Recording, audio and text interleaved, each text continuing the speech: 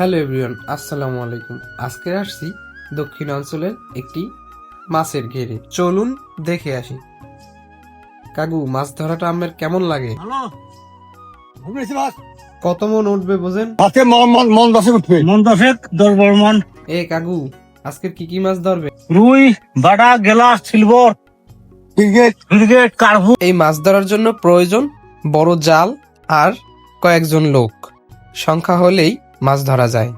তবে এই জাল টানতে অনেক কষ্ট হয়, কারণ এই জালটা অনেক ভারী, নিচে লোহা বাঁধা থাকে। তো এক টানের পর দেখা যাক কি কি মাছ উঠলো।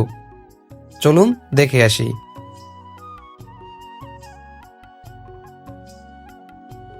এই পুকুরে নানা রকম মাছ চাষ করা হয়, তো যেগুলো বিক্রির উপযুক্ত নয় সেগুলো ফালাই দেওয়া হয়। কিছু বছর গেলেই এই মাছগুলোই আবার অনেক বড় হয়। দেখা গেছে বেশিরভাগই সিলভার কাপ পাওয়া গেছে।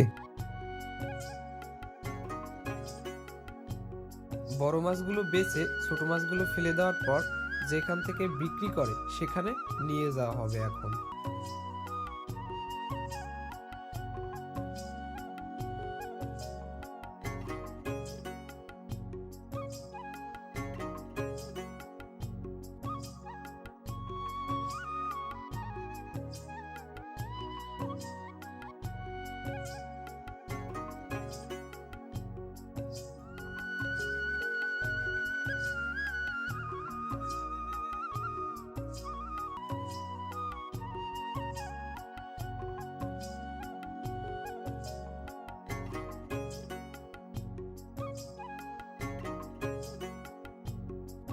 মাছ মাপা প্রায় শেষ।